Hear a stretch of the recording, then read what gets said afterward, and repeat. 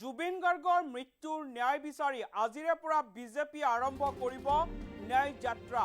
ময়ো জুবিন অনুৰাগী, আমিও জুবিন অনুৰাগী শ্লোগানেৰে নলবাৰীৰ পৰা বিজেপি আৰম্ভ কৰিব জুবিন গাৰ্গৰ মৃত্যুক লৈ ন্যায় যাত্ৰা। গৰ্ডন খেলপথাৰলৈকে বিশাল জনসমদল উলিয়াব বিজেপিয়ে। সমদলত অংশ ল'ব ৰাজ্যিক বিজেপিৰ সভাপতি দিলীপ শইকীয়াৰ লগতে কেন্দ্ৰীয় ৰাজ্যিক মন্ত্ৰী পবিত্ৰ মাৰ্ঘেৰিটা, মন্ত্ৰী জয়ন্ত মল্ল বৰুৱা আৰু চন্দ্ৰমোহন পাটোৱাৰীয়ে। ন্যায় বিচাৰি ৰাজপথলৈ এইবাৰ শাসকীয় দল বিজেপি। জুবিন গাৰ্গৰ মৃত্যুৰ ন্যায় বিচাৰি আজিৰে পৰা বিজেপিৰ ন্যায় যাত্ৰা। ময়ো জুবিন অনুৰাগী, আমিও জুবিন অনুৰাগী শ্লোগানেৰে বিজেপিৰ এই যাত্ৰা। নলবাৰীৰ পৰা বিজেপি আৰম্ভ কৰিব জুবিন গাৰ্গক লৈ ন্যায় যাত্ৰা। গৰ্ডন খেলপথাৰলৈকে বিশাল জনসমদল উলিয়াব বিজেপিয়ে।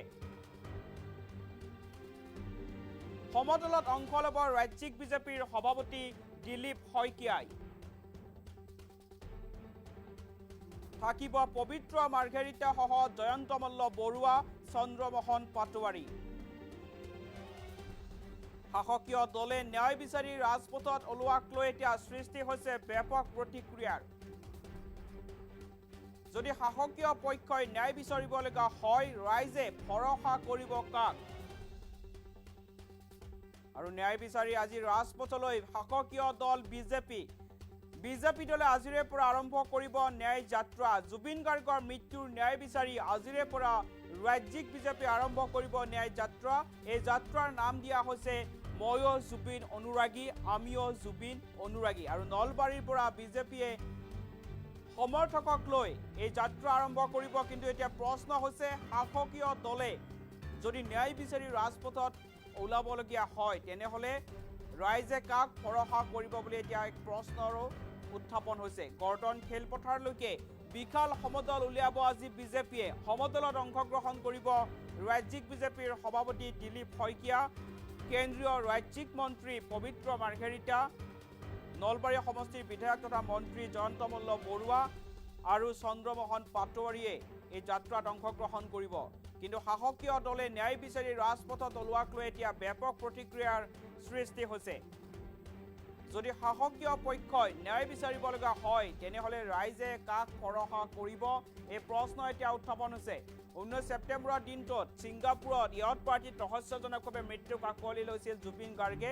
এই পৰ্যন্ত জুবিন গাৰ্গৰ মৃত্যু তদন্তৰ মাজতে কেইবাজনকো গ্ৰেপ্তাৰ কৰা হৈছে। আৰু এইবাৰ বিজেপি দলে যাতে জুবিন গাৰ্গৰ মৃত্যুৰ তদন্ত প্ৰক্ৰিয়া ক্ষীপ্ৰ হয় আৰু জুবিন গাৰ্গে যাতে ন্যায় লাভ কৰে, তাৰ দাবীৰে এইবাৰ ৰাজ্যিক বিজেপিয়ে আৰম্ভ কৰিব ন্যায় সমদল।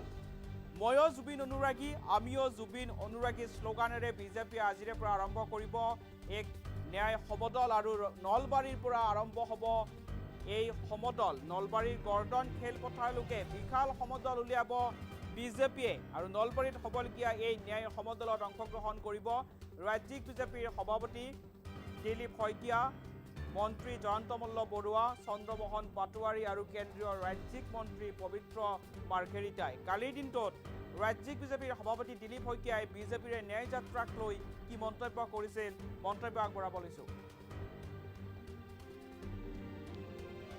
ৰাজ্যখনত কালি আমি হিচাপ কৰিছোঁ প্ৰায় 2000তকৈ অধিক নাহৰ গছৰ যি পুলি আমি ৰোপণ কৰিছোঁ, জুবিনদাৰ প্ৰিয় গীতাৰাম বা প্ৰিয় যি গছ। গতিকে এই নাহৰ পুলি যিমান দিনলৈকে ডাঙৰ দীঘল হৈ থাকিব, যিমান দিন নাহৰ পুলি থাকিব কাৰ্যকৰ্তাৰ ঘৰত, চৌহদত, সিমান দিন জুবিনদা আমাৰ মাজত চিৰস্থায়ী হৈ থাকিব, স্মৰণীয় হৈ থাকিব। আৰু আমি বিভিন্ন কাৰ্যসূচী লৈছোঁ জুবিনদাৰ স্মৃতি যুগবীয়া কৰাৰ কাৰণে। বহুতে কৈছে চান্দা তুলি কৰিব নেকি, কিছুমানে নেৰেটিভো বনাইছে। কোনো চান্দা তান্দা সংগ্ৰহ কৰাৰ কথা নাই। বিজেপিৰ কাৰ্যকৰ্তাসকলে যথাসম্ভৱ কোনোবাই 10 টকা, কোনোবাই 20 টকা দিব, যদি দিয়ে, এনেকুৱাও কথা নাই। কিন্তু আমাৰ জনপ্ৰতিনিধিসকলে যিমান পাৰে সিমান এই ক্ষেত্ৰত সহযোগিতা কৰিব। জুবিনদাৰ প্ৰতিমূৰ্তি, সংগীত বিদ্যালয়, ফুটবল মেচৰ পৰা আৰম্ভ কৰি আমাৰ যিমান কাৰ্যসূচী আগত লৈছোঁ, আৰু আমি 22 তাৰিখৰ পৰা আমি আমাৰ এটা ন্যায় যাত্ৰা বা সমদল আমি আৰম্ভ কৰিম, য'ত নেকি ৰাইজ ওলাই আহিব, আমাৰ কাৰ্যকৰ্তা সমৰ্থক শুভাকাংক্ষীসকল ওলাই আহিব জুবিন দাৰ প্ৰতি শ্ৰদ্ধা নিবেদন কৰিবৰ কাৰণে। জুবিন দাই যাতে অতি শীঘ্ৰে ন্যায় পায় সেই আহ্বানৰ বাবে ৰাইজ ওলাই আহিব বা কাৰ্যকৰ্তাসকল ওলাই আহিব। 22 তাৰিখৰ পৰা আমি নলবাৰীত এই যাত্ৰা আমি আৰম্ভ কৰিম আৰু 23, 24, 25, 26, 27 তাৰিখলৈকে নিৰৱচ্ছিন্নভাৱে চলিব। তাৰ পিছৰ আৰু এটা ফেজ আমি গ্ৰহণ কৰিম 22-ৰ পৰা 27লৈকে। তাৰপিছত আমি আকৌ এটা ফেজ আমি এবাৰ পৰ্যালোচনাও কৰিম, গোটেই পৰিৱেশ পৰিস্থিতি কেনেকুৱা হয়। এতিয়ালৈকে যদি আৰু ন্যায়ৰ তদন্ত বা প্ৰক্ৰিয়াটো যদি আৰু ক্ষীপ্ৰ হয়, তেতিয়া আমি সেইটোৱে বিচাৰিছোঁ। এই দাবীৰ অৰ্থ হ'ল, এই সমদলৰ অৰ্থ হ'ল যে তদন্ত ক্ষীপ্ৰতৰ হ'ব লাগে, তদন্তত যাতে কোনো ধৰণৰ হেমাহি নহয়। সেইকাৰণে আমি ৰাজপথলৈ ওলাম। জুবিন দাই ন্যায়ৰ তদন্ত ক্ষীপ্ৰতৰ কৰাৰ বাবে আমি ৰাজপথলৈ ওলাম। এই চাওক, প্ৰথম কথাটো হ'ল জুবিন দা যিটো সত্তা, জুবিন নামৰ যিটো সত্তা, এই সত্তাটো ৰাজনীতিৰ বিষয় নহয়। জুবিন দাই ন্যায় পাব লাগে, সেইটো আমাৰ সকলোৰে কাম্য। ৰাজনীতিত থাকিলে সমালোচনা বা প্ৰতি সমালোচনা আহিব, কিন্তু সকলোৱে নিজৰ কাম কৰিব। ভাৰতীয় জনতা পাৰ্টীৰ কাৰ্যকৰ্তাসকলে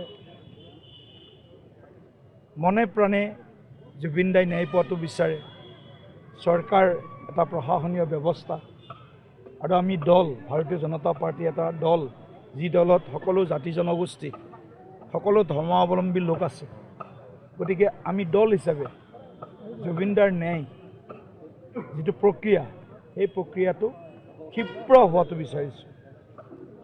আৰু ইয়াত কোনো ধৰণৰ কোনোৱে যাতে ইয়াত মানে হাৰি যাব নোৱাৰে, তাৰ কাৰণে যি চাৰ্জশ্বিট দাখিল কৰিব SIT-য়ে, সেই SITৰ চাৰ্জশ্বিটখন বহুত শক্তিশালী হ'ব লাগিব। যিমানখিনি তথ্য প্ৰমাণ আছে, গোটেইখিনি তথ্য প্ৰমাণ সকলোবিলাক ন্যায়ালয়ত জমা দিব লাগিব। আৰু প্ৰত্যক্ষ বা পৰোক্ষভাৱেও যিসকল জড়িত, তেওঁলোককো এই তদন্তৰ আওতালৈ আনিছে বা যিসকল অহা নাই, তেওঁলোককো আনিব লাগিব। গতিকে ৰাজনৈতিক দিশত বহুতে আমাক টাৰ্গেট কৰিব বা বহুতে আমাক ক'ৰবাত সমালোচনা কৰিব, তাক আমি সমালোচনা সহ্য কৰিব লাগিব। ৰাজনীতিত সহ্যটো এটা ডাঙৰ কথা, গতিকে আমি সহ্য কৰি যাম। কিন্তু কোনোবাই যদি জুবিন দাক লৈ ৰাজনীতি কৰিব বিচাৰে, সেইটো আমি সহ্য নকৰোঁ। যিগৰাকী প্ৰাণৰ শিল্পীক এসময়ত ডিব্ৰুগড়ৰ পৰা দিল্লীলৈ লৈ যোৱাৰ সময়ত চৰকাৰী ধনৰ অপচয় কৰা বুলি এচাম লোকে সংবাদ মাধ্যমত, সামাজিক মাধ্যমত বক্তব্য দিছিল, সেইসকল ব্যক্তিয়ে যদি জুবিন দাক লৈ কিবা বেলেগ ধৰণৰ যদি পৰিৱেশ সৃষ্টি কৰিব খোজে বা ৰাজনৈতিক লাভালাভৰ অংক কৰে, তেনেহ'লে তেওঁলোকৰ ৰাজনৈতিক লাভালাভৰ অংকৰ প্ৰত্যুত্তৰ দিয়াটো ৰাজনৈতিক দলৰ এগৰাকী কাৰ্যকৰ্তা হিচাপে এয়া আমাৰ দায়িত্ব, আৰু সেই দায়িত্ব আমি পালন কৰি যাম। ৰাজ্যখনত কালি আমি হিচাপ কৰিছোঁ